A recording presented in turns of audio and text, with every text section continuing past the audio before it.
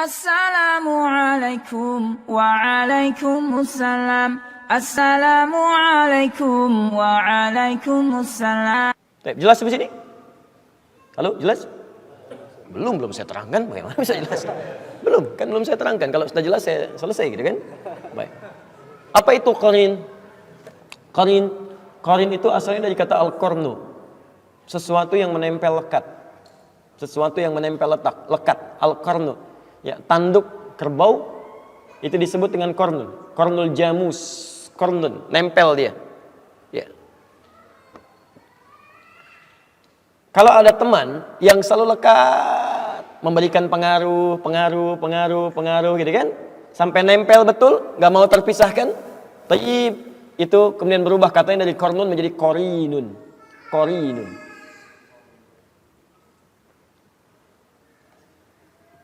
Nah, ada orang-orang yang menjadikan setan sebagai teman dekatnya, dan setan nggak mau berpisah dengan dia. Hati-hati ya. Makanya nanti kenapa setan disebut dengan qarin? Karena setan itu selalu pengen lekat dengan manusia seperti tanduk nempel pada kerbau. Ya, dia dekatin terus dan selalu membisikkan yang buruk-buruk. Ya, yang buruk-buruk, memberikan was-was macam-macam, ya dan sebagainya. Dan menariknya ada orang-orang yang secara dia tidak sadar nih. Dia tidak sadar, dia menjadikan pengaruh-pengaruh setan sebagai bimbingan untuk melakukan aktivitas. Baik, kalau pada yang nampak jelas haramnya, barangkali itu mudah dihindari. Ya, setan katakan, misal ya, sedang adzan berlangsung, Allahu Akbar, Anda diajak untuk berlaku maksiat, bisa kan? Lakukan ini, Anda bisa mudah tolak itu.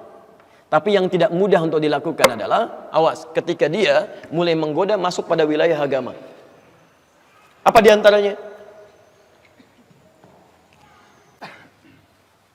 Misal, saya berikan beberapa gambaran.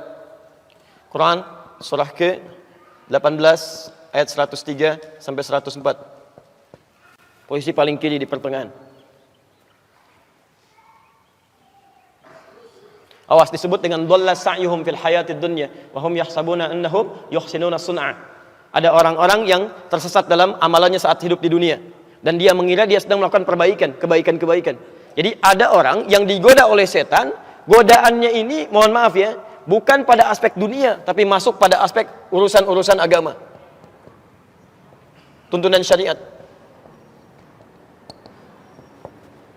Misal, ya, Anda didorong untuk umrah berkali-kali, haji berkali-kali misalnya kan, padahal di sekitaran Anda ada orang-orang yang sangat membutuhkan, ya, ada orang fakir yang kehilangan mata pencahariannya, ada orang yang putus sekolah, ada macam-macam, bahkan Allah tempatkan Anda di lingkungan yang memang butuh perhatian. Tapi Masya Allah, Anda jadikan itu sebagai kenikmatan. Berangkat lagi, kasih cerita lagi. Sementara di sekitaran Anda sangat mengharapkan dan berdoa kepada Allah, ya Allah, mudah-mudahan si fulan perhatikan saya.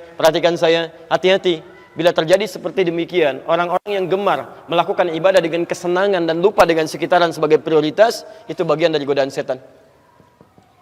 Hati-hati. Jangan-jangan antum sibuk umrah, sibuk haji hanya untuk kesenangan aja. Berangkat lagi ya. Itu setan sudah masuk.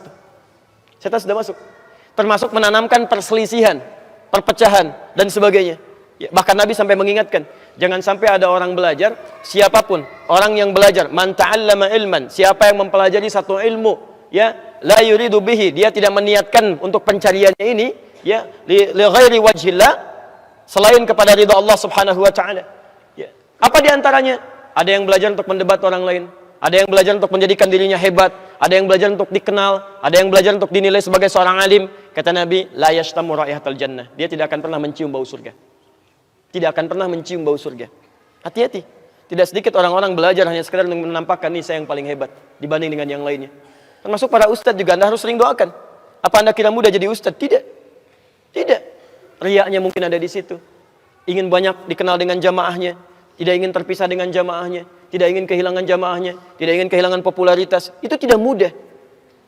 Makanya Nabi ketika akan berdakwah, yang turun pertama itu ayat dakwah, fikih dakwah dulu. Silakan lihat begitu turun surah Al-Mudaththir itu. Lihat di asbabul wurudnya, asbabul wurud hadisnya, asbabun nuzul ayatnya. Ada di hadis Al-Bukhari, nomor hadis yang keempat, posisi paling kanan sampai dengan kiri ke sebelah atas dari Jabir bin Abdullah. Ketika turun Quran surah Al-Mudaththir itu. Ya ayyuhal mudaththir, hei yang sedang berselimut, ya, Masya Allah, qum fa'anzir, sekarang mulai berikan peringatan. Apa kaidahnya? Wa rabbaka fakabbir. Niatkan tulus untuk mengesahkan Allah, bukan yang lain. Ini artinya apa? Tidak sedikit orang-orang pendakwah yang ketika dia berdakwah niatnya bukan karena Allah, mungkin karena yang lain. Wa thiyabaka fatahhir, perbaiki penampilan. Wa rujza fahzur, hindarkan kata-kata yang buruk, yang kotor.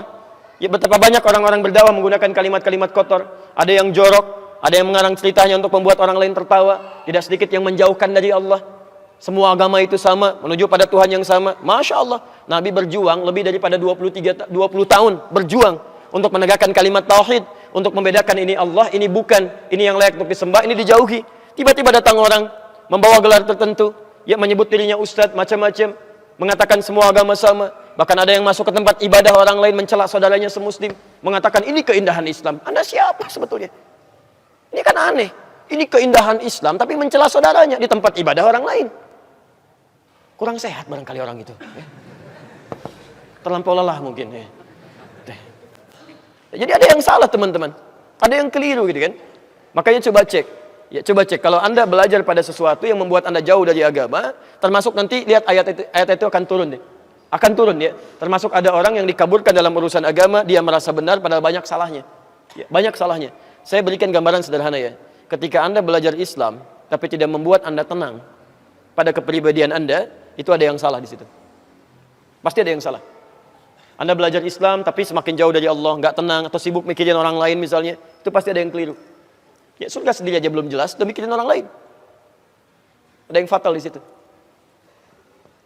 Nah, itu yang disebut dengan qarin.